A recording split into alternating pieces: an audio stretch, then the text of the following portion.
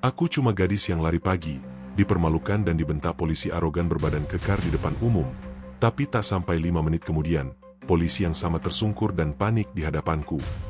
Mereka tak pernah menyangka, satu tindakan sewenang-wenang pagi itu justru membuka rahasia paling mematikan yang akan menghancurkan mereka sendiri. Sebelum kita lanjut ceritanya, jangan lupa ya like dan subscribe channel Saka Bercerita. Jangan lupa menulis asal daerah kalian di kolom komen, supaya kita lebih kenal dan dekat. Silakan duduk yang nyaman karena ceritanya baru dimulai. Let's go! Setiap pagi, sebelum matahari benar-benar naik dan sebelum kota sepenuhnya terjaga, Alia sudah berdiri di pinggir jalan raya. Udara masih dingin. Lampu jalan belum sepenuhnya padam. Suara kendaraan masih jarang. Hanya sesekali motor melintas dengan knalpot serak yang memecah keheningan. Ia menarik napas panjang, lalu mulai berlari. Langkahnya teratur, tidak terburu-buru, tidak pula lambat. Seperti orang yang tidak sedang mengejar siapapun, kecuali ketenangan di dalam dirinya sendiri. Rambutnya diikat sederhana. Tidak ada riasan di wajahnya. Hanya kulit yang terkena embun pagi dan mata yang terlihat tenang, meski menyimpan sesuatu yang tidak semua orang bisa baca. Bagi Alia, lari pagi bukan sekadar olahraga. Itu adalah ritual. Waktu di mana ia bisa menjadi dirinya sendiri tanpa tuntutan, tanpa sorotan, tanpa suara yang memerintah atau menekan. Di jalan itu, ia hanya seorang gadis biasa yang ingin hidup wajar. Ia melewati warung kopi yang baru membuka pintu. Seorang bapak tua menyapu halaman ruko. Beberapa pedagang kaki lima mulai mendorong gerobak mereka. Pemandangan itu selalu membuat Alia tersenyum kecil. Hidup memang keras, tapi pagi masih memberi kesempatan untuk bernapas. Alia tinggal sendirian di sebuah kamar kontrakan sempit di gang belakang pasar. Tidak nyaman, tidak mewah, tapi cukup. Setiap malam, sebelum tidur, ia selalu memastikan alarm ponselnya aktif. Bukan karena takut kesiangan, tapi karena ia tidak ingin melewatkan pagi. Pagi adalah satu-satunya waktu di mana ia merasa dunia belum sepenuhnya jahat. Saat berlari, pikirannya sering kosong. Namun kadang, perasaan-perasaan kecil muncul tanpa diundang. Perasaan ingin hidup lebih baik. Perasaan ingin tidak diremehkan. Perasaan ingin dianggap ada, meski tanpa status, tanpa jabatan, tanpa seragam. Ia tahu penampilannya sering menipu orang. Pakaian sederhana, wajah tenang, postur tubuh ramping. Banyak yang mengira ia lemah. Banyak pula yang menganggap ia tidak penting. Alia sudah terbiasa. Ia berlari melewati marka jalan, menyalip sebuah bus kecil yang berhenti sembarangan. Klakson terdengar. Ia tidak menoleh. Ia sudah hafal ritme jalan ini. Setiap lubang, setiap tikungan, setiap titik di mana orang sering berhenti untuk menyeberang. Namun pagi itu terasa sedikit berbeda. Di kejauhan, Alia melihat sebuah mobil patroli berhenti di bahu jalan. Lampunya mati. Tidak ada pita pembatas. Tidak ada tanda razia. Hanya dua orang polisi berdiri santai, berbincang sambil sesekali menghentikan pengendara.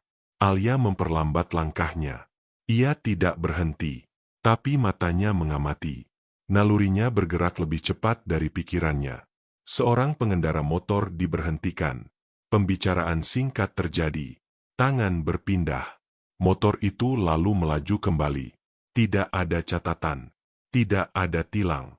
Alia merasakan sesuatu mengganjal di dadanya. Ia terus berlari.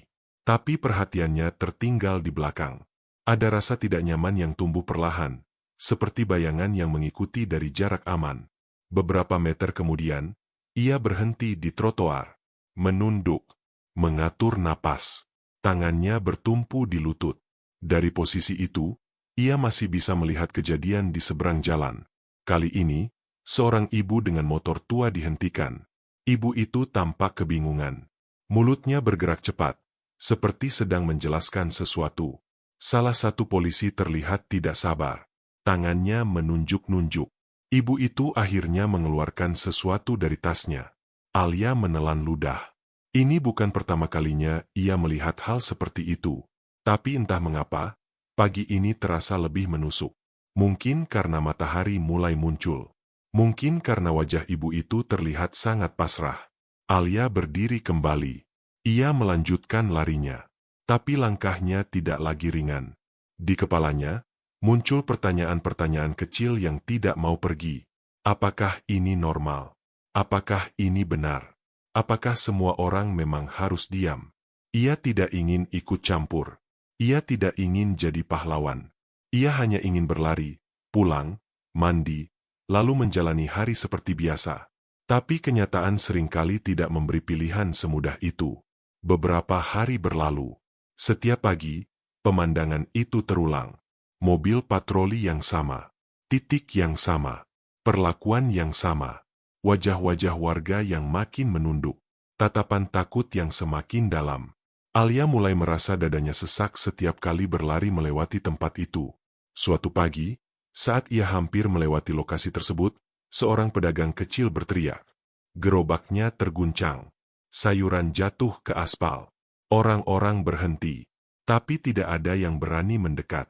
Alia berhenti total. Jantungnya berdetak lebih cepat. Tangannya mengepal tanpa ia sadari. Ia melihat pedagang itu memungut dagangannya dengan tangan gemetar. Polisi sudah berjalan pergi, tertawa kecil, seolah tidak terjadi apa-apa. Saat itulah Alia menyadari sesuatu. Jika ia terus diam, maka ia sama saja ikut membiarkan. Namun bersuara juga berarti membuka pintu masalah. Alia menutup mata sejenak, mengatur napas. Di dalam dirinya, terjadi pergulatan yang sunyi namun keras. Antara keinginan untuk aman dan dorongan untuk tidak berpaling. Ia membuka mata kembali. Pagi itu, Alia belum melakukan apa-apa. Tapi di dalam dadanya, sebuah keputusan kecil mulai terbentuk. Dan keputusan kecil itu, kelak akan mengguncang banyak orang. Pagi itu, Alia kembali berlari di jam yang sama. Langit masih pucat. Udara belum tercemar penuh oleh asap kendaraan. Namun perasaannya sudah tidak setenang biasanya. Ada beban kecil yang menempel sejak langkah pertama. Ia mencoba mengusir pikiran itu. Fokus pada napas. Pada ritme kaki yang menyentuh aspal. Pada suara angin yang menyapu telinga. Tapi semakin mendekati jalan raya utama, semakin jelas rasa tidak nyaman itu menekan dadanya. Dan benar saja, mobil patroli itu kembali ada di sana. Posisinya tidak berubah. Parkir serong di bahu jalan. Lampu mati. Tanpa rambu. Tanpa garis pembatas. Dua polisi berdiri santai, satu bersandar di kap mobil, satu lagi memegang ponsel sambil sesekali menoleh ke arah lalu lintas. Alia memperlambat larinya. Bukan karena lelah, tetapi karena naluri. Matanya bergerak cepat, menangkap detail kecil yang dulu luput ia perhatikan. Cara mereka menghentikan pengendara tidak pernah sama. Tidak ada prosedur jelas. Kadang mereka melambaikan tangan malas. Kadang mereka menghadang tiba-tiba. Beberapa pengendara terlihat kaget. Beberapa langsung menepi dengan wajah pasrah. Seorang pria muda dengan jaket ojek daring dihentikan. Helmnya masih terpasang. Tangannya gemetar saat membuka tas kecil di pinggang. Polisi itu berbicara cepat. Nada tinggi. Pria itu menunduk, lalu mengeluarkan sesuatu dan menyerahkannya diam-diam. Motor itu dilepas. Alia merasakan rahangnya mengeras. Ia terus berjalan, bukan berlari lagi. Langkahnya berat. Setiap kejadian terasa seperti pukulan kecil yang berulang-ulang mengenai dada. Di trotoar, beberapa warga berdiri menjauh. Mereka melihat. Mereka tahu. Tapi tidak ada satupun yang bersuara. Bukan karena tidak peduli. Tapi karena takut sudah terlalu lama menjadi kebiasaan. Alia berhenti di bawah pohon kecil yang daunnya jarang. Ia pura-pura meregangkan kaki. Padahal matanya mengawasi. Seorang ibu tua dengan keranjang di belakang motornya dihentikan. Ibu itu terlihat kebingungan. Mulutnya bergerak cepat. Seolah menjelaskan sesuatu dengan jujur. Polisi itu menghela napas panjang, lalu menggeleng. Nada suaranya terdengar keras. Meski Alia tidak bisa menangkap semua kata. Ibu itu mulai gemetar. Tangannya masuk ke saku bajunya yang lusuh. Alia menggigit bibirnya. Kenapa selalu yang lemah? Gumamnya pelan, hampir tidak terdengar. Ia merasa darahnya mengalir lebih cepat. Jantungnya berdetak keras di telinga. Setiap detik terasa lebih panjang dari biasanya. Ketidakadilan itu tidak lagi samar. Ia berdiri jelas, telanjang, dan berulang. Dan yang paling menyakitkan, semua orang sudah terbiasa. Alia melanjutkan langkahnya, melewati lokasi razia itu. Tapi punggungnya terasa panas, seolah tatapan para polisi itu menempel di tubuhnya. Beberapa meter kemudian, ia berhenti lagi. Kali ini bukan untuk bernapas, tapi untuk berpikir. Di kepalanya, muncul pertanyaan yang terus berputar. Apakah ini memang tugas mereka? Ataukah ini hanya permainan kekuasaan? Mengapa tidak ada yang berani melawan? Ia tahu jawabannya. Karena melawan berarti berhadapan dengan risiko. Dan tidak semua orang sanggup menanggungnya. Hari itu, Alia pulang dengan perasaan berat. Di kamar kontrakannya, ia duduk lama di tepi kasur tanpa menyalakan lampu. Suara dari luar masuk samar.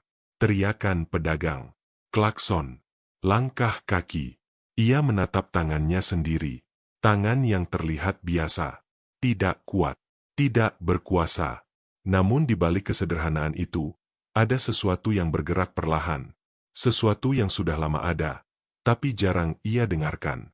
Malam itu, Alia tidak bisa tidur cepat. Pikirannya dipenuhi wajah-wajah pagi tadi. Wajah ibu tua. Wajah pengemudi ojek. Wajah polisi yang tertawa kecil. Dadanya sesak. Bukan karena takut, tapi karena marah yang tertahan. Keesokan paginya, ia kembali berlari. Kali ini, langkahnya lebih cepat, lebih tegas.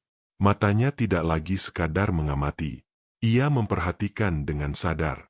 Dan keganjilan itu semakin nyata. Seorang pedagang bakso dihentikan.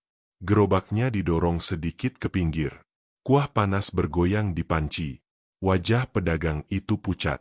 Ia berusaha tersenyum, berusaha sopan.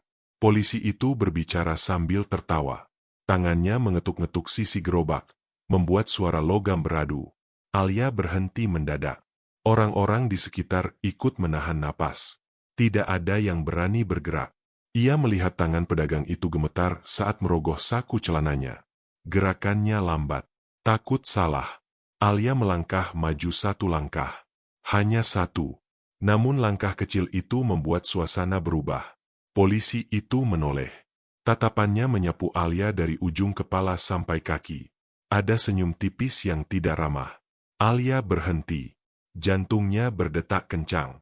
Tapi ia tidak mundur. Ia belum bicara. Belum melakukan apapun. Tapi kehadirannya saja sudah cukup untuk membuat ketegangan terasa. Hari itu, razia tidak berlangsung lama. Polisi pergi. Pedagang bakso itu terduduk lemas.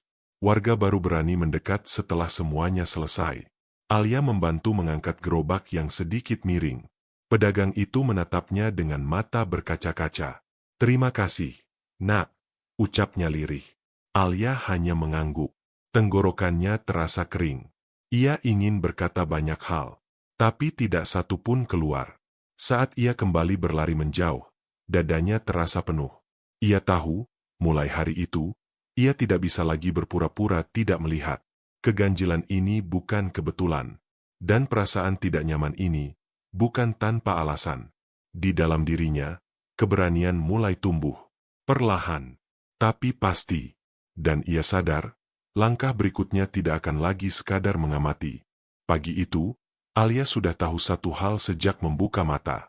Hari ini tidak akan berjalan biasa. Perasaannya gelisah sejak alarm ponsel berbunyi. Bukan gelisah tanpa sebab, melainkan firasat yang menekan perlahan, seperti tangan tak terlihat yang mencengkeram dadanya. Ia duduk di tepi kasur, menatap lantai kamar kontrakan yang dingin, lalu menarik napas panjang. Ia tetap mengenakan pakaian lari yang sama, tetap mengikat rambutnya sederhana. Tidak ada yang berubah dari luar. Namun di dalam dirinya, ada sesuatu yang sudah berbeda. Langkah pertamanya di jalan terasa lebih berat dari biasanya. Alia berlari, melewati gang sempit, menuju jalan raya utama. Matahari mulai naik. Cahaya pagi memantul di aspal basah sisa embun. Suara kota perlahan hidup. Motor, mobil, dan teriakan pedagang bercampur menjadi satu irama yang kacau. Dan di kejauhan, seperti sudah ia duga, mobil patroli itu kembali muncul. Namun kali ini, Jumlah mereka bertambah. Ada 3 polisi berdiri di sekitar mobil. Sikap mereka lebih kasar. Suara mereka lebih keras. Gestur tangan mereka lebih agresif. Tidak ada lagi kesan santai seperti hari-hari sebelumnya. Alia memperlambat langkahnya. Ia melihat seorang pengendara motor dihentikan dengan tiba-tiba. Motor itu hampir jatuh. Pengendaranya terkejut. Polisi tertawa. Alia merasakan panas menjalar ke wajahnya. Ia berhenti berlari. Kali ini, tidak pura-pura meregangkan kaki. Tidak bersembunyi di balik pohon. Ia berdiri terbuka di trotoar. Jelas terlihat. Matanya mengikuti setiap gerakan. Seorang pemuda dengan tas punggung dihentikan. Ia terlihat bingung. Salah satu polisi menunjuk ke arah tasnya, lalu ke arah pinggir jalan. Nada suaranya tinggi. Pemuda itu menurut. Tangannya gemetar saat membuka resleting. Tidak lama kemudian, polisi itu menggeleng, lalu mengulurkan tangan. Pemuda itu terdiam lama. Wajahnya pucat. Ia akhirnya menyerahkan sesuatu. Polisi itu menyimpannya dengan cepat. Alia tidak bisa menahan diri lagi. Ia melangkah maju. 1 langkah. 2 langkah. Jantungnya berdetak keras, seperti ingin keluar dari dadanya. Napasnya sedikit tersengal. Tapi kepalanya justru terasa sangat jernih. "Pak!" Suaranya terdengar. Tidak keras, tapi cukup jelas. Semua mata langsung tertuju padanya. Polisi yang paling dekat menoleh. Tatapannya dingin. Menilai. Meremehkan. "Ada apa?" tanyanya ketus. Alia menelan ludah. Tenggorokannya kering. Tapi ia tetap melanjutkan. "Ini razia apa, Pak?" tanyanya lagi, berusaha menjaga nada tetap tenang. Suasana langsung berubah. Warga yang tadi hanya menonton, kini benar-benar menahan napas. Beberapa orang refleks menurunkan ponsel. Beberapa melangkah mundur, takut ikut terseret. Polisi itu tertawa kecil. Bukan tawa ramah, tapi tawa yang merendahkan. "Kamu siapa?" katanya sambil melangkah mendekat. Berani-beraninya tanya begitu. Alia berdiri tegak. Tangannya mengepal di sisi tubuh, tapi wajahnya tetap tenang. "Saya warga. Dan setahu saya, razia harus ada surat tugas," ucapnya pelan namun tegas. Kalimat itu seperti percikan api di atas bensin. Polisi lain ikut mendekat. Lingkaran terbentuk di sekitar Alia. Jarak mereka terlalu dekat. Tekanan terasa nyata. "Kamu ngajarin kami kerja," bentak salah satu dari mereka. Alia merasakan adrenalin mengalir deras. Kakinya sedikit bergetar. Tapi ia tidak mundur. "Saya hanya bertanya. Karena yang saya lihat, warga diperlakukan tidak adil," jawabnya. Suara itu keluar begitu saja. Jujur. Tanpa perhitungan panjang. Wajah polisi berubah. Senyum lenyap. Rahang mengeras. "Kamu mau cari masalah?" katanya pelan. Tapi ancamannya jelas. Beberapa warga mulai berbisik. Ada yang menarik temannya agar menjauh. Ada yang berusaha menenangkan situasi dengan mengajak Alia pergi. Namun Alia tidak bergerak. Ia menatap polisi itu lurus-lurus. Di matanya, tidak ada tantangan kosong. Yang ada hanyalah keberanian yang dipaksa keluar oleh keadaan. "Saya cuma tidak mau lihat orang diperas," ucapnya lirih. Kata itu membuat suasana membeku. "Diperas." Suara bentakan itu memecah udara. Salah satu polisi melangkah maju, terlalu dekat. Dadanya hampir menyentuh Alia. "Kamu hati-hati bicara," katanya kasar. Alia bisa mencium bau rokok dari napasnya. Ia bisa merasakan panas tubuh mereka. Ia bisa merasakan bahaya yang sangat nyata. Namun justru di titik itu, rasa takutnya berkurang. Yang tersisa hanya satu pikiran. Kalau hari ini ia mundur, maka semua ini akan terus terjadi. Ia mengangkat dagu sedikit. "Kalau memang resmi, tunjukkan suratnya," katanya. Keheningan jatuh sejenak. Polisi itu tidak menjawab. Ia hanya menatap Alia dengan mata menyala. Lalu tiba-tiba, tangannya mendorong bahu Alia dengan kasar. Tubuh Alia terhuyung 1 langkah ke belakang. Teriakan kecil terdengar dari warga. Alia hampir jatuh, tapi ia berhasil menahan keseimbangan. Lututnya terasa nyeri. Dadanya naik turun cepat. Pergi sekarang, bentak polisi itu. Atau kami tangkap kamu karena menghalangi tugas. Alia menatap sekeliling. Wajah-wajah cemas. Wajah-wajah takut. Tidak ada yang berani bicara. Ia sadar, jika ia memaksa lebih jauh, situasinya bisa menjadi jauh lebih buruk. Ia mengangguk pelan. Tanpa berkata apapun lagi, Alia berbalik dan berjalan pergi. Langkahnya terasa berat, tapi punggungnya tetap tegak. Di belakangnya, ia mendengar tawa kecil yang sinis. Namun di dalam dirinya, ada sesuatu yang tidak bisa lagi dihentikan.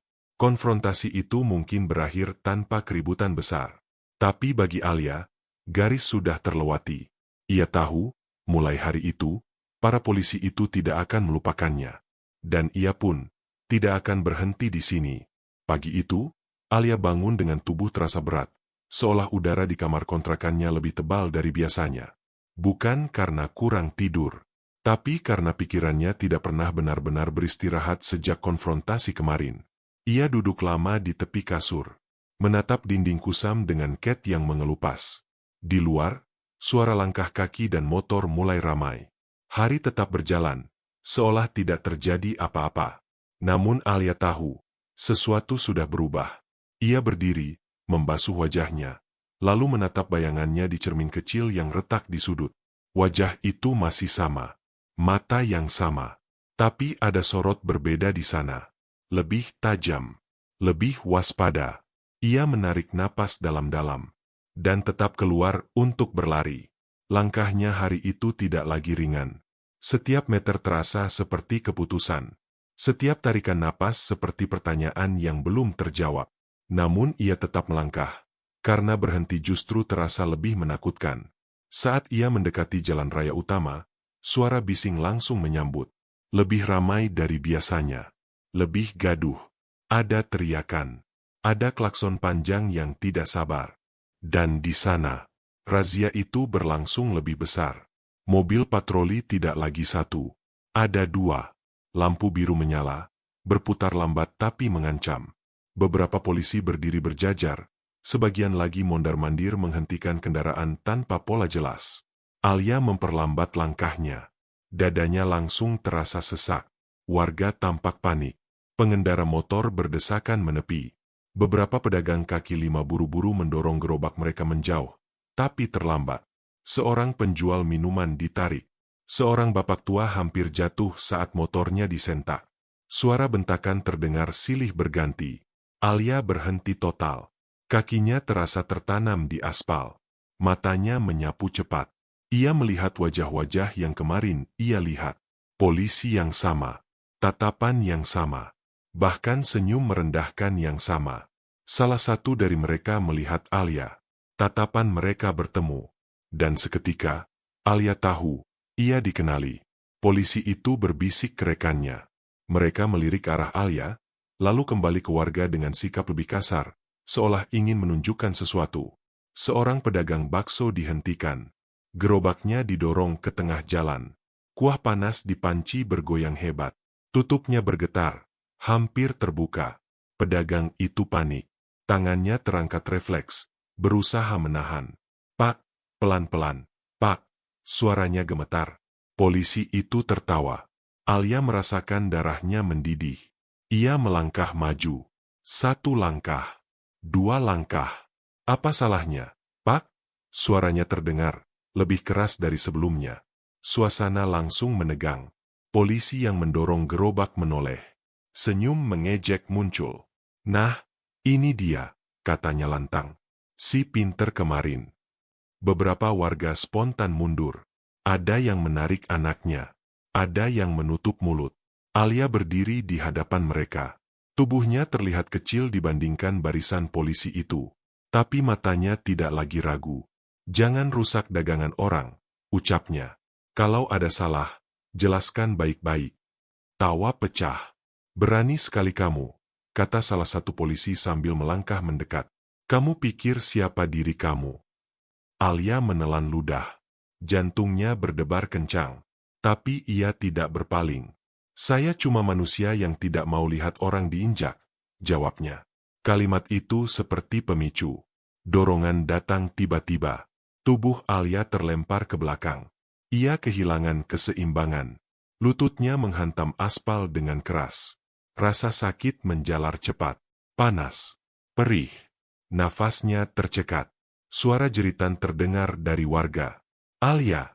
Seseorang berteriak. Ia mencoba bangkit. Tangannya gemetar. Lututnya berdarah. Merah menyebar di kulit. Polisi itu menunjuknya. "Rasakan. Jangan sok jadi pahlawan."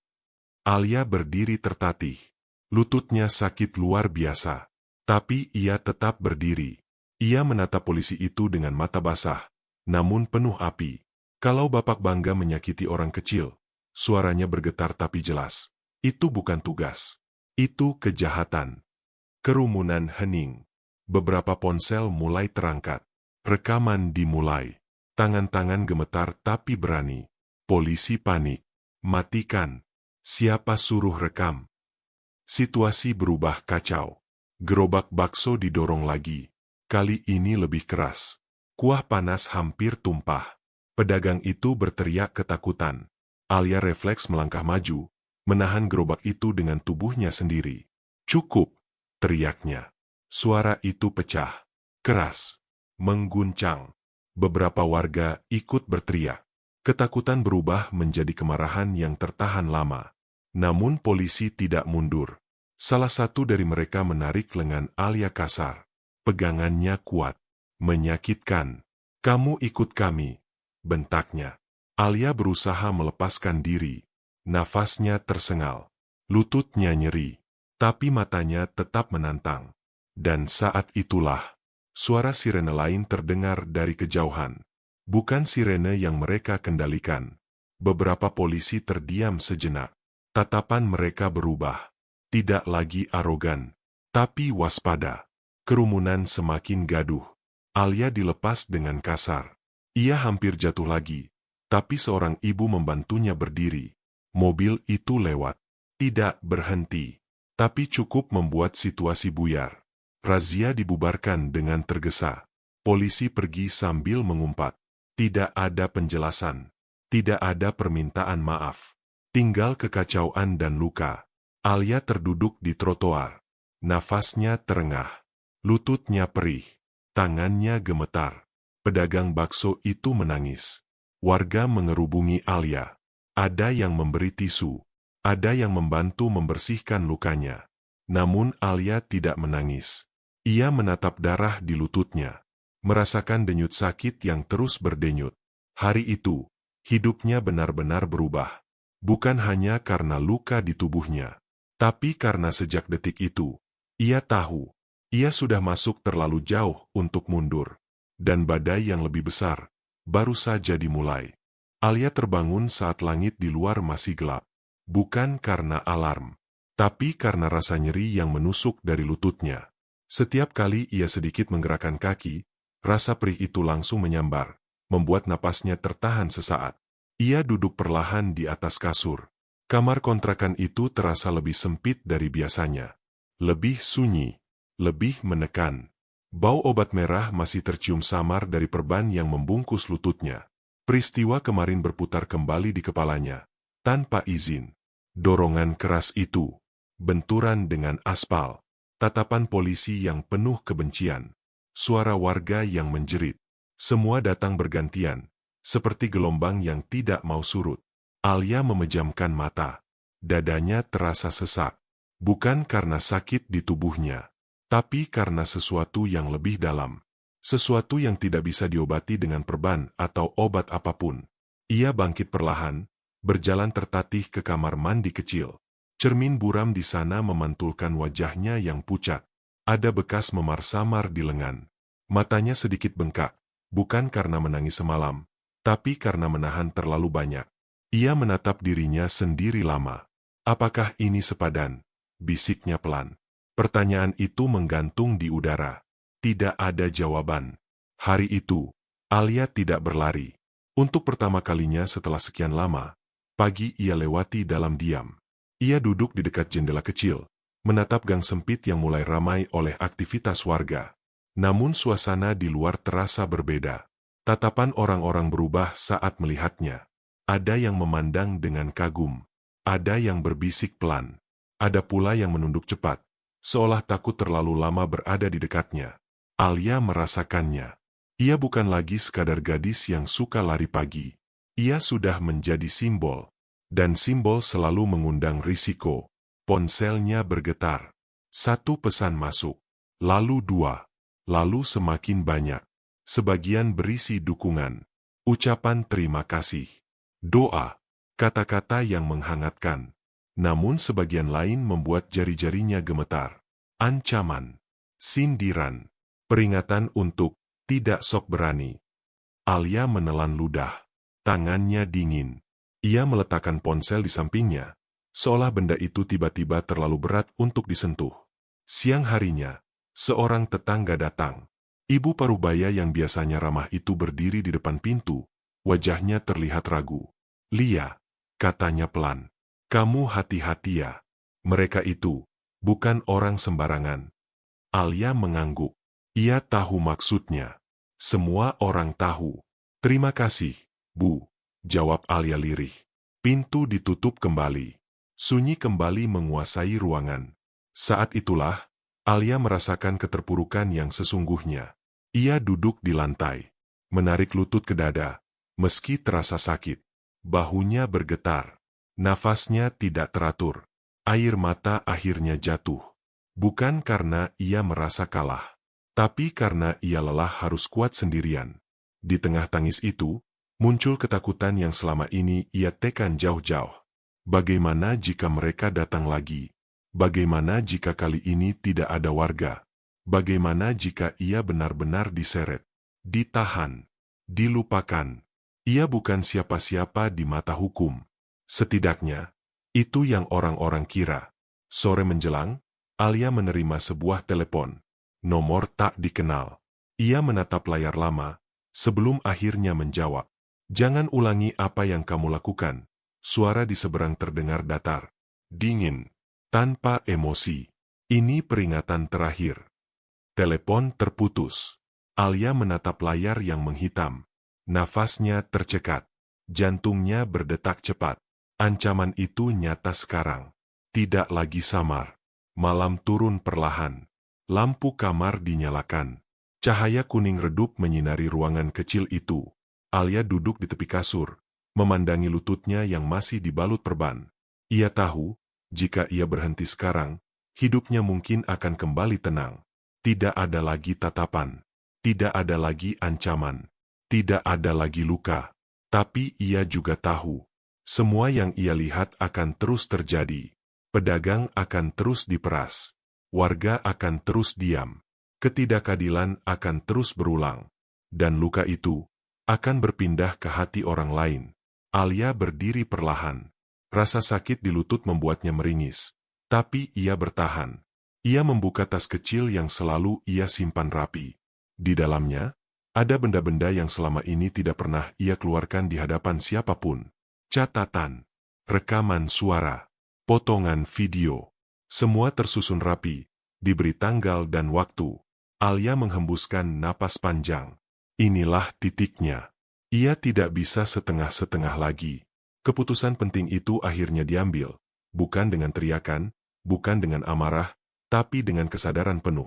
Jika ia sudah sejauh ini melangkah, maka ia harus siap menghadapi apapun yang datang.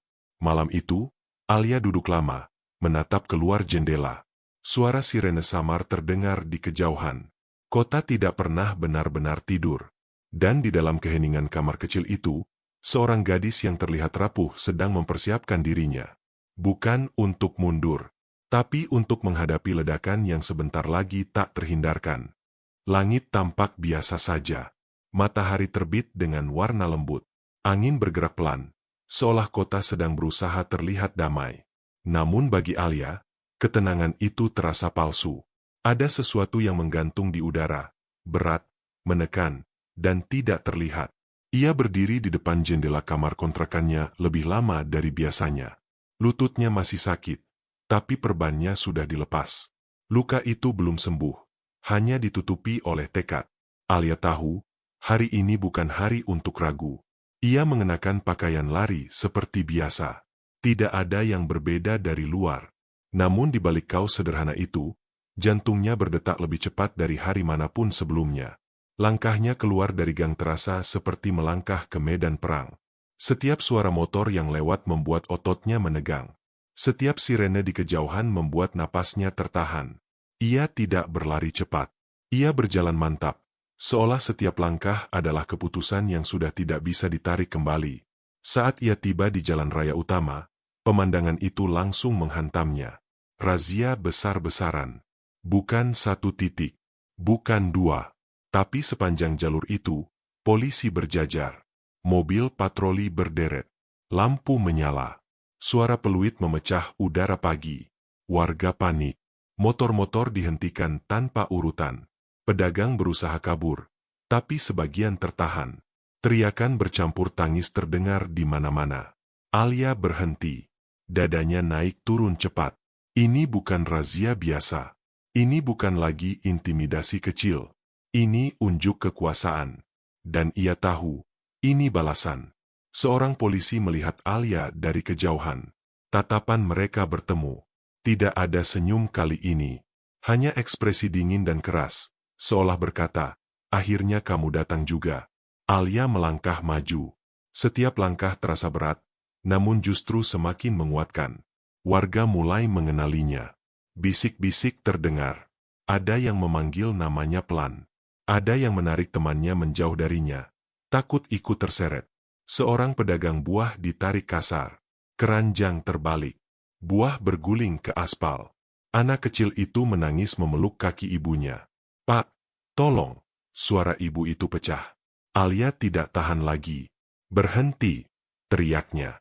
Suara itu menggema. Lebih keras dari yang ia kira. Lebih berani dari yang pernah ia lakukan. Semua mata tertuju padanya. Polisi-polisi itu menoleh hampir bersamaan. Beberapa tersenyum sinis. Beberapa langsung mendekat. Kamu lagi. Salah satu dari mereka menyeringai. Belum kapok rupanya. Alia berdiri di tengah kerumunan. Sendirian. Tanpa pelindung. Tanpa kekuasaan di mata mereka. Tunjukkan surat tugasnya, ucap Alia lantang. Kalau ini resmi, kenapa warga diperlakukan seperti penjahat? Tawa pecah. Bukan tawa gembira, tapi tawa mengejek. Kamu pikir kamu siapa? Bentak seorang polisi sambil melangkah maju. Kamu mau ngatur kami? Warga menahan napas. Beberapa ponsel mulai terangkat. Tangan-tangan gemetar, tapi tetap merekam. Alia merasakan panas menjalar dari dada ke tenggorokan. Ia tahu, titik ini sangat berbahaya. Namun ia tidak mundur. Saya hanya mau keadilan, katanya. Itu saja. Kalimat sederhana itu justru membuat situasi meledak. Salah satu polisi mendorong Alia dengan keras. Kali ini lebih brutal dari sebelumnya. Tubuhnya terlempar. Punggungnya menghantam kap mobil patroli. Rasa sakit menyambar. Napasnya tercekat. Jangan kurang ajar, teriak polisi itu. Kerumunan panik. Teriakan terdengar di mana-mana. Sudah. Jangan, teriak seorang warga. Namun tidak ada yang berani mendekat. Alia berusaha berdiri. Kepalanya sedikit pening. Tapi matanya tetap terbuka lebar. Kalian semua lihat, teriak Alia ke arah warga. Inilah yang mereka lakukan saat tidak ada yang berani bicara. Kalimat itu seperti bensin disiram ke api. Polisi semakin beringas. Salah satu menarik lengan Alia. Pegangannya kuat, menyakitkan. Tangannya dipelintir ke belakang. Borgol dia, perintah seseorang. Suara borgol terdengar. Logam beradu. Dinginnya menyentuh kulit Alia.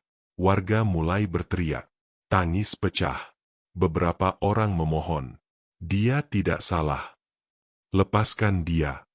Namun suara-suara itu tenggelam oleh teriakan perintah. Alia diseret. Lututnya terseret di aspal. Luka lama terbuka kembali. Darah muncul lagi. Tapi Alia tidak menjerit. Ia menatap lurus ke depan. Di dalam kepalanya, bukan ketakutan yang muncul, tapi fokus.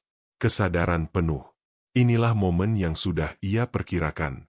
Saat itu, dari balik kerumunan, seorang polisi lain datang tergesa. Wajahnya tegang. Ia berbisik ke telinga salah satu petugas yang memegang Alia.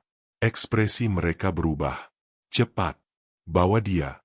Perintah seseorang dengan suara panik yang berusaha disembunyikan. Namun keadaan sudah terlanjur kacau. Rekaman menyebar. Warga semakin berani bersuara. Jalan raya macet. Klakson bersahutan. Kamera ponsel mengarah ke satu titik. Alia berhenti melawan. Ia justru berdiri tegak.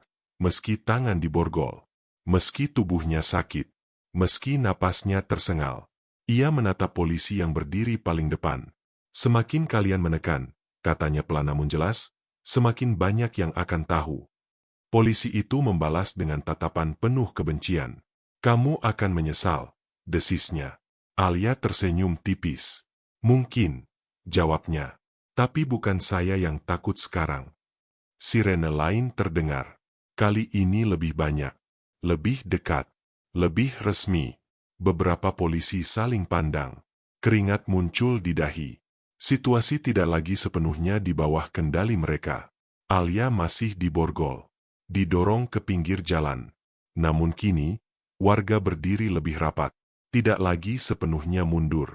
Ketegangan menggantung, tebal, nyaris bisa disentuh. Dan di tengah kekacauan itu, Alia tahu satu hal dengan pasti. Konflik ini sudah meledak sepenuhnya. Tidak ada jalan kembali. Apapun yang terjadi setelah ini, akan menentukan segalanya. Alia masih berdiri di pinggir jalan dengan tangan terborgol. Besi dingin itu menekan pergelangan tangannya, membuat kulitnya perih. Namun rasa sakit fisik itu nyaris tidak terasa dibandingkan tekanan yang menggumpal di dadanya. Di sekelilingnya, suara kota berubah menjadi hiruk-pikuk yang kacau. Klakson bersahutan.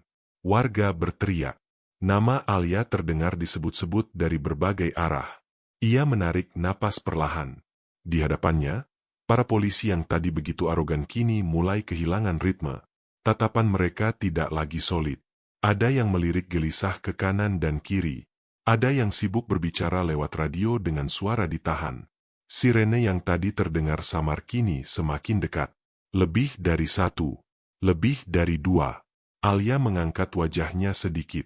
Matanya menangkap detail kecil yang sangat berarti. Beberapa polisi yang sebelumnya paling keras justru mulai mundur setengah langkah. Keringat muncul di pelipis mereka. Rahang yang tadi tegang kini terlihat mengatup tidak nyaman. Ketakutan mulai berpindah arah.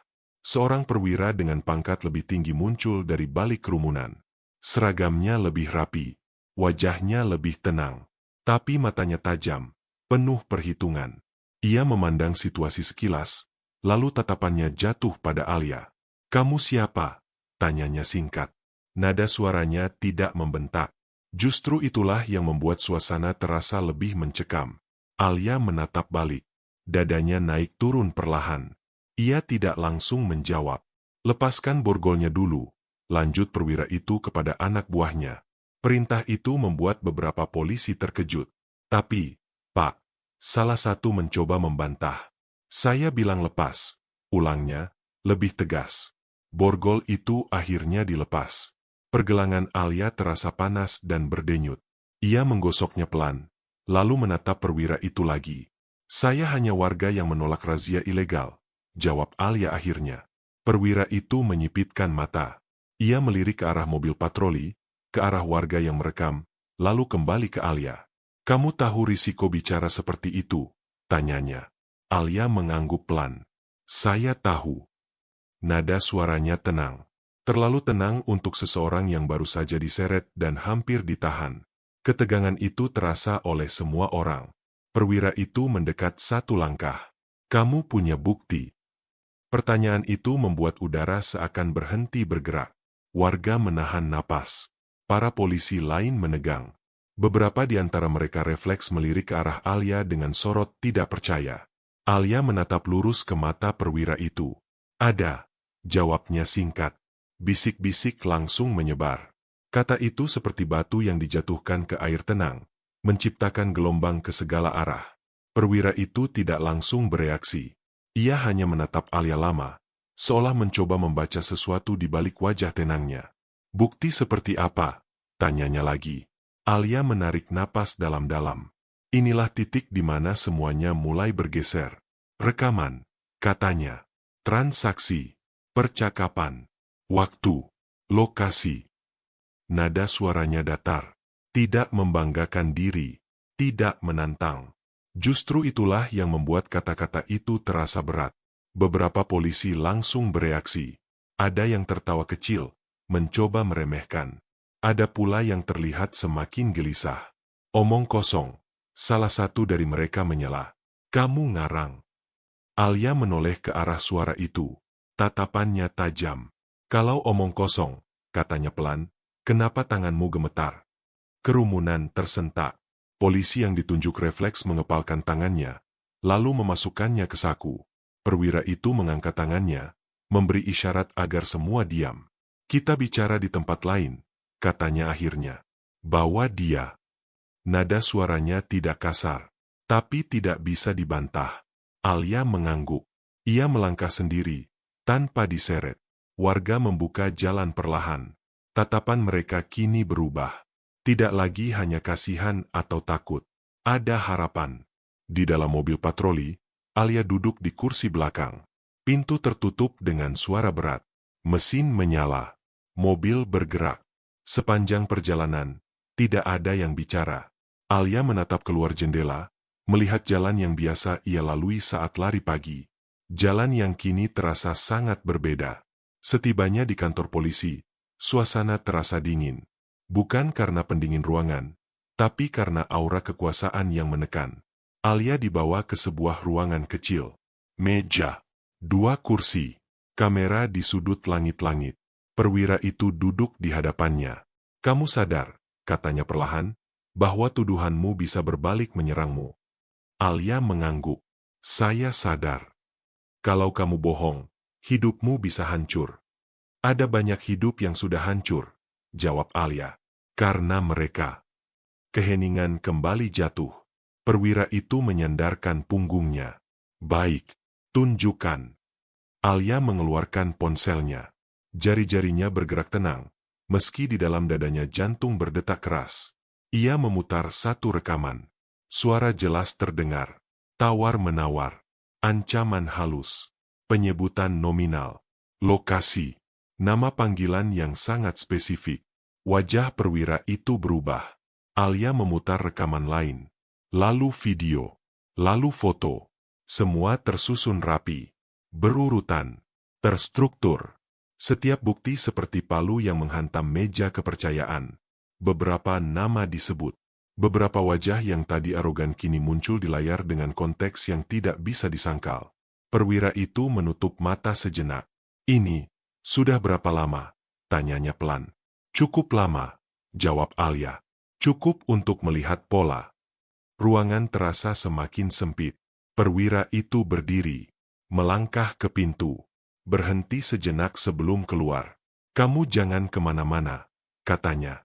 Dan jangan bicara dengan siapapun. Pintu tertutup. Alia sendirian.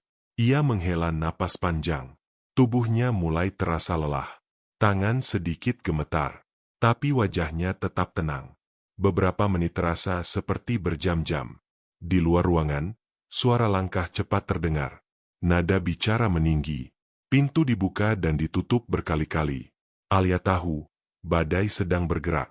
Akhirnya, perwira itu kembali masuk. Wajahnya tidak lagi sama.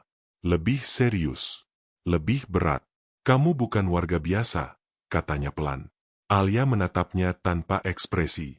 Cara kamu mengumpulkan ini, tidak sembarangan. Alia tetap diam. Perwira itu mendekat. Siapa kamu sebenarnya? Untuk pertama kalinya sejak pagi itu, Alia merasakan jantungnya benar-benar berdebar kencang. Ia tahu, pertanyaan ini adalah gerbang menuju segalanya. Namun belum sekarang. Belum di bab ini. Alia hanya tersenyum tipis. Saya hanya seseorang, katanya, yang sudah terlalu lama melihat ketidakadilan. Di luar ruangan, suasana semakin gaduh. Langkah-langkah tergesa. Perintah bersahutan. Jaringan itu mulai retak. Dan Alia tahu, rahasia terbesarnya sudah berada di ambang terungkap. Satu langkah lagi, dan seluruh cerita akan berbalik arah. Ruangan itu terasa semakin sempit. Udara di dalamnya seolah mengeras, menekan dada Alia dari segala arah. Lampu putih di langit-langit memantul di meja kosong di antara mereka, menciptakan bayangan tajam yang membuat suasana terasa dingin dan kaku. Perwira itu masih berdiri di hadapannya.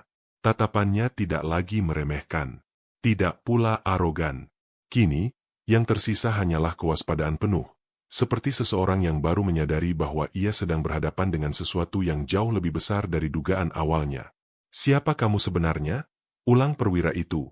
Suaranya lebih rendah, lebih hati-hati. Alia menghembuskan napas pelan. Ia tahu, momen ini tidak bisa lagi dihindari. Di luar ruangan, suara langkah kaki terdengar semakin sering. Pintu-pintu dibuka dan ditutup. Nada bicara meningkat. Ada ketegangan yang bergerak cepat, menjalar ke seluruh bangunan. Sistem yang selama ini rapi, mulai berderak. Alia berdiri dari kursinya. Gerakannya tenang, tidak terburu-buru, tidak panik. Ia meraih tas kecilnya yang sejak tadi diletakkan di samping kursi, lalu membukanya perlahan. Perwira itu refleks menegakkan tubuh. Tangannya bergerak sedikit, siap bereaksi jika perlu. Namun Alia tidak mengeluarkan senjata. Ia hanya mengeluarkan sebuah dompet tipis berwarna gelap. Dompet itu dibuka. Alia mengeluarkan sebuah kartu identitas dan meletakkannya di atas meja, tepat di tengah, agar terlihat jelas. Logo itu langsung mencolok. Perwira itu menunduk. Matanya menyipit. Wajahnya berubah dalam sekejap. Ia terdiam lama. Sangat lama. Detik-detik berlalu tanpa suara. Lalu perlahan, perwira itu mengangkat kepalanya. "Ini tidak mungkin," gumamnya. Alia tidak menjawab. Ia hanya berdiri tegak. Kedua tangannya terlipat di depan tubuhnya, seperti seseorang yang akhirnya berhenti berpura-pura. "Intel." Suara perwira itu tercekat. "Badan Intelijen Negara." Alia mengangguk pelan. Bukan dengan kebanggaan, tapi dengan ketegasan. Ruangan itu seolah runtuh tanpa suara. Semua potongan mulai menyatu. Cara Alia mengamati. Keberaniannya yang tidak wajar. Ketepatan data. Ketenangan di bawah tekanan. Keputusan-keputusan yang selalu terasa terlalu terukur untuk seorang warga biasa. Semua masuk akal sekarang. Perwira itu menarik kursi dan duduk perlahan. Tangannya menyentuh kening. Napasnya berat. "Sejak kapan?" tanyanya lirih. "Sejak sebelum razia pertama," jawab Alia. "Saya ditugaskan untuk mengamati praktik pungutan liar yang sudah terlalu lama dibiarkan." "Lari pagi," perwira itu tersenyum pahit. "Itu kamuflase. Sekaligus cara paling aman untuk menyatu dengan lingkungan," jawab Alia. "Tidak mencolok, tidak dicurigai." Perwira itu menghela napas panjang. "Dan semua ini, sudah sejauh mana?" Alia membuka ponselnya lagi. Bukan lagi hanya rekaman kecil. Ia menunjukkan folder-folder tersusun rapi. Peta jaringan, alur setoran, nama-nama, peran masing-masing, waktu, tempat. Bukan hanya 1-2 orang, tapi sebuah sistem. Perwira itu menatap layar dengan wajah semakin pucat. Ini sudah masuk ke dalam," gumamnya. "Bukan cuma di jalan." Alia mengangguk. "Makanya saya tidak bisa bergerak cepat. Sedikit saja salah langkah, semua akan menghilang." Di luar ruangan, terdengar suara pintu dibuka dengan keras. Beberapa petugas masuk dengan wajah tegang. "Pak," salah satu dari mereka berbisik cepat. "Ada perintah dari atas. Operasi penindakan dimulai." Perwira itu berdiri. Wajahnya kini tidak lagi ragu. Ia menatap Alia. "Kamu yakin dengan semua ini?" Alia membalas tatapannya lurus. "Saya tidak akan menyerahkan identitas saya jika tidak yakin." Keheningan singkat terjadi. Lalu perwira itu mengangguk tegas. "Baik," katanya. "Kita bersihkan." Perintah dikeluarkan. Suasana di kantor itu berubah drastis. Bukan lagi kebingungan, tapi gerakan cepat dan terkoordinasi. Nama-nama disebut. Panggilan radio bersahutan. Tim bergerak ke berbagai arah. Alia berdiri di dekat jendela, melihat lampu-lampu kendaraan keluar masuk halaman kantor. Di dalam dirinya, tidak ada rasa puas. Yang ada hanya kelegaan yang tertahan. Beberapa jam kemudian, kabar mulai masuk. Penangkapan pertama berhasil. Lalu kedua. Lalu ketiga. Beberapa polisi yang tadi pagi masih berdiri arogan di jalan raya kini duduk tertunduk di ruangan lain. Wajah mereka pucat, tangan mereka gemetar. Salah satu dari mereka melihat Alia saat digiring melewati lorong. Tatapan itu berubah total. Tidak ada lagi ejekan. Tidak ada lagi ancaman. Yang ada hanyalah ketakutan murni. Alia membalas tatapan itu tanpa senyum. Tanpa amarah. Hanya dengan kesunyian yang dingin. Ia tahu, ini bukan soal balas dendam. Ini soal keadilan. Menjelang malam, Alia kembali ke ruangan awal. Perwira itu menyusulnya tak lama kemudian. Jaringan ini lebih besar dari dugaan, katanya lirih. Kalau kamu tidak muncul. Alia memotong pelan. Kalau saya tidak berpura-pura lemah, mereka tidak akan lengah. Perwira itu tersenyum kecil. Kamu tahu, banyak orang di luar sana melihatmu hanya sebagai gadis biasa. Alia menatap keluar jendela. Lampu jalan menyala satu persatu. Dan memang itulah tujuan saya. Jawabnya. Malam itu, berita mulai beredar. Video razia ilegal. Penangkapan. Polisi yang diborgol. Warga yang bersaksi. Nama Alia tidak disebut. Wajahnya tidak ditampilkan. Ia kembali menjadi bayangan. Namun bagi warga di jalan raya itu, satu hal berubah. Rasa takut mulai runtuh. Dan di balik semua itu, seorang gadis yang selama ini berlari setiap pagi akhirnya bisa berhenti sejenak. Bukan karena lelah, tetapi karena misinya hampir selesai. Plot twist itu mengguncang semua pihak. Gadis sederhana yang dianggap lemah, ternyata adalah badai yang diam-diam menghancurkan sistem busuk dari dalam. Pagi datang tanpa suara. Tidak ada sirene. Tidak ada teriakan. Tidak ada langkah tergesa-gesa di lorong kantor polisi. Matahari naik perlahan, menyinari kota yang semalam terasa seperti medan perang sunyi. Alia berdiri di tepi balkon apartemen kecilnya. Cangkir teh hangat di tangannya sudah lama tidak disentuh. Uapnya menghilang begitu saja, sama seperti adrenalin yang perlahan surut dari tubuhnya. Ia memejamkan mata. Untuk pertama kalinya setelah sekian lama, tidak ada perintah di telinga. Tidak ada target di kepala. Tidak ada peran yang harus dimainkan. Namun anehnya, ketenangan itu justru terasa berat. Di dadanya, ada sesuatu yang mengganjal. Bukan takut, bukan ragu, melainkan sisa-sisa beban yang belum sepenuhnya jatuh.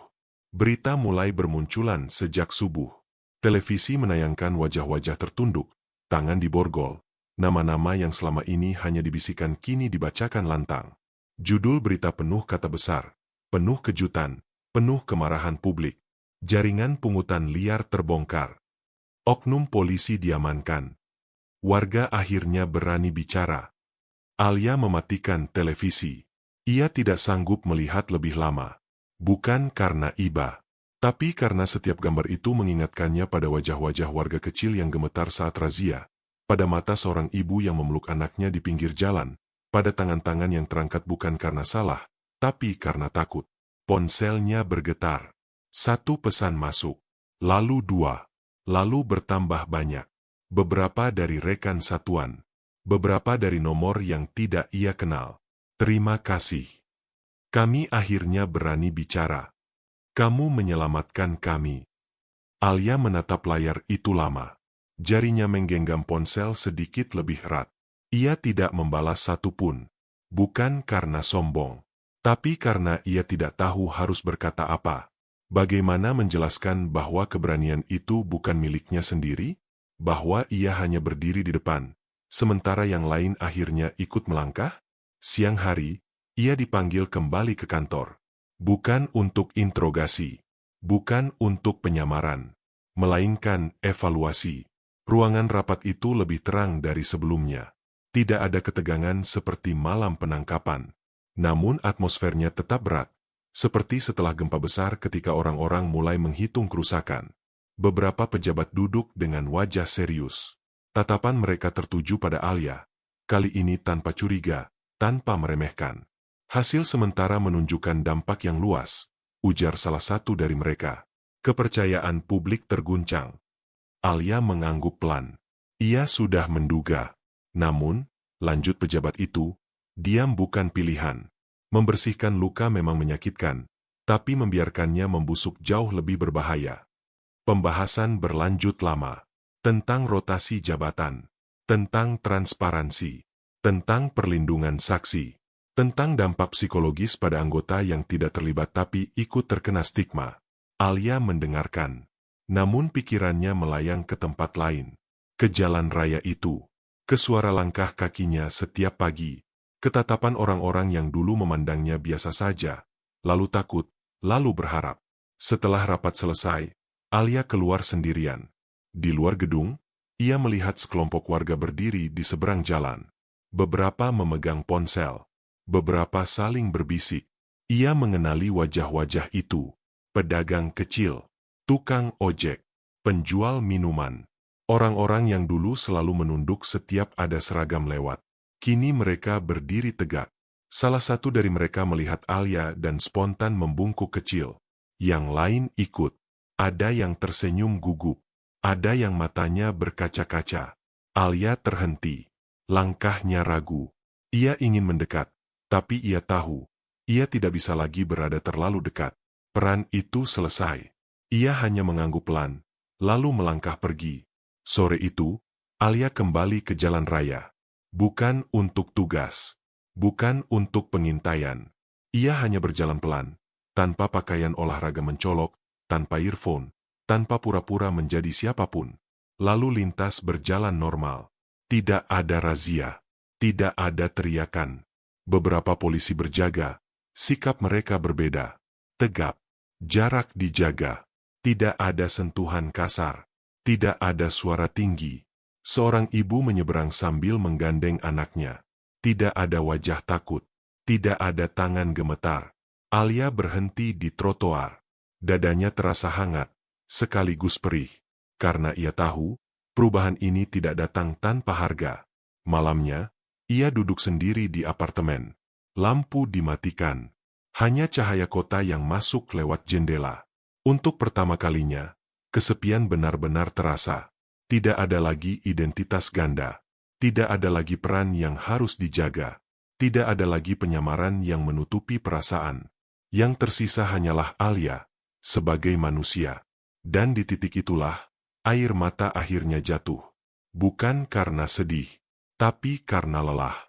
Semua emosi yang selama ini dikunci rapat kini tumpah perlahan. Ketakutan yang dulu harus ditelan. Amarah yang harus disimpan. Empati yang tidak boleh terlihat. Ia menangis dalam diam. Tanpa suara. Tanpa saksi. Esoknya, keputusan resmi turun. Kasus dinaikkan ke tingkat lebih tinggi. Proses hukum berjalan. Media terus mengawasi. Masyarakat ikut memantau. Tidak ada jalan kembali. Beberapa orang menyebut Alia pahlawan. Beberapa menyebutnya pengkhianat. Beberapa bahkan menuduhnya pencari sensasi. Alia tidak menanggapi satupun. Ia tahu, kebenaran tidak pernah memuaskan semua pihak. Yang penting, roda sudah bergerak. Dan meski pelan, ia bergerak ke arah yang benar. Malam itu, sebelum tidur, Alia kembali mengenakan sepatu larinya. Ia tidak keluar. Ia hanya meletakkannya di dekat pintu, sebagai pengingat bahwa suatu hari nanti, ia akan kembali berlari. Bukan untuk menyamar, bukan untuk mengintai, tapi untuk hidup, tanpa takut. Pagi itu datang dengan cara yang berbeda. Tidak ada perasaan waspada yang langsung menyergap saat Alia membuka mata. Tidak ada suara di kepala yang memerintahkan untuk mengingat jadwal, rute, atau potensi bahaya. Yang ada hanyalah cahaya matahari lembut yang menyelinap lewat celah tirai, menyentuh wajahnya dengan hangat yang jujur. Ia terdiam beberapa saat, mencoba memahami rasa asing itu. Tenang, benar-benar tenang. Alia bangkit dari tempat tidur dan berdiri di depan jendela. Kota masih sama. Gedung-gedung masih berdiri. Jalan raya masih membentang panjang. Namun cara ia memandang semuanya sudah berubah. Dulu, setiap sudut adalah ancaman. Sekarang, setiap sudut adalah kehidupan.